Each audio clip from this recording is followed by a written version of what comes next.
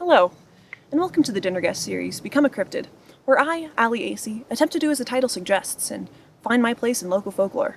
Now, you might be wondering, a cryptid? What's that?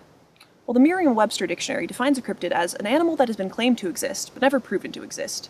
And while that gets the point across, I don't feel like it gets the vibe, so I have my own definition. If you can imagine someone, preferably an old prospector or a whiskey grandpa, saying, I'm telling you, I seen it!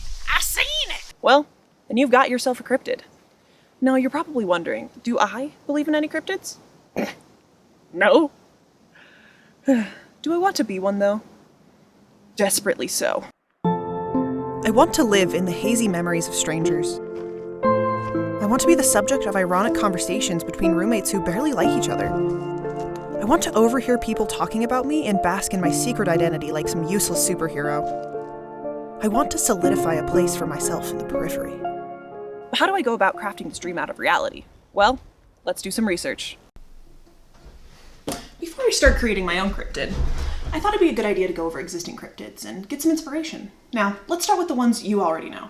There's Sasquatch, a gorilla with good posture, the Loch Ness Monster, a Scottish dinosaur, and Mothman, spooky Batman. These guys are famous because they're big and flashy, yet realistic enough to allow even skeptics to go, sure. But if we dive deeper into cryptozoology, which, yes, is a real thing, we find some interesting trends. First, we've got the knockoffs, like Snow Bigfoot, Aussie Bigfoot, and Florida Man Bigfoot. And at this point, I'm pretty sure every body of water has a knockoff Nessie of their own. Then there's the extra large versions of regular things. And then there's lots and lots of dinosaurs. Then there's just the really, really weird ones, like this. And this. Just look at this Japanese miracle. This is everything I aspire to be in this series. In my life. Now that I've got some inspiration, I'd say it's time to create my own cryptid persona. A cryptid sona, if you will. And I will. I want my cryptid sona to be somewhat humanoid in nature, as making something like this would be difficult and limiting, unfortunately.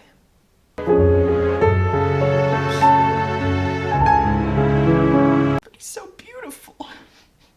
I want my cryptid sona to be strange enough to allow people to take notice, yet reasonable enough to warrant a somewhat academic discussion on whether or not it exists.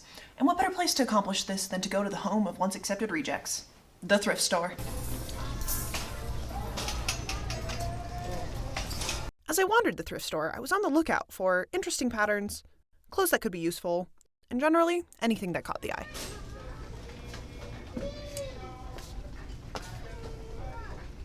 Things were going well, until the random people I grabbed to be my camera guys started asking too much. Fortunately, I'm a master at dodging questions.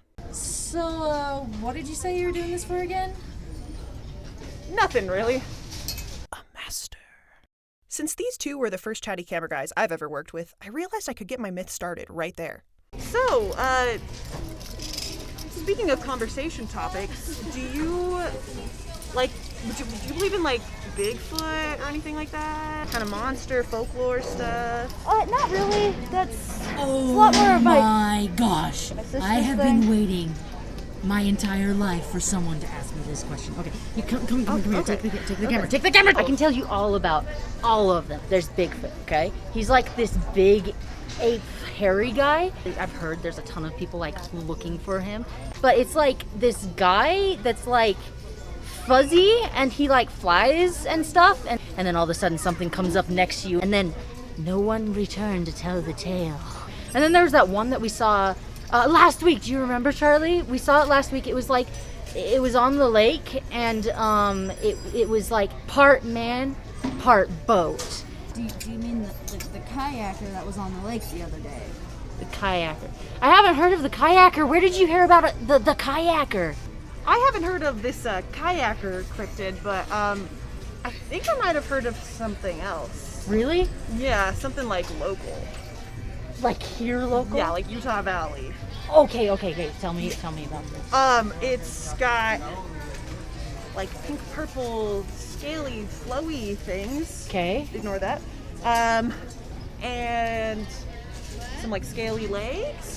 Oh, I know what you're talking about. Oh, you have heard of this? Yeah, thing. I've heard of it. Yeah. My cousin Reggie, he was camping. Yeah, he looked up into the woods right behind his tent. All of a sudden, a flash of pinkish scales and glowing eyeballs and stuff like that in the middle of the night. I mean, yeah, that's not. Yeah. He's seen it. Okay. And I believe him. Yes, you It's definitely like, believe. Great, there are believers here. Yes. I love this stuff. So it's Yeah, good to know that there are we should, believers here. We should trade contact information or something. I'll just see you around. Thanks. Okay. Just see her. Okay, that Oh works. wait, I need my camera back. After I had gotten the stuff I needed and set a crazy on the right path, it was time for me to stress, stain, and test the pieces of my getup. With all that done, here's the reveal.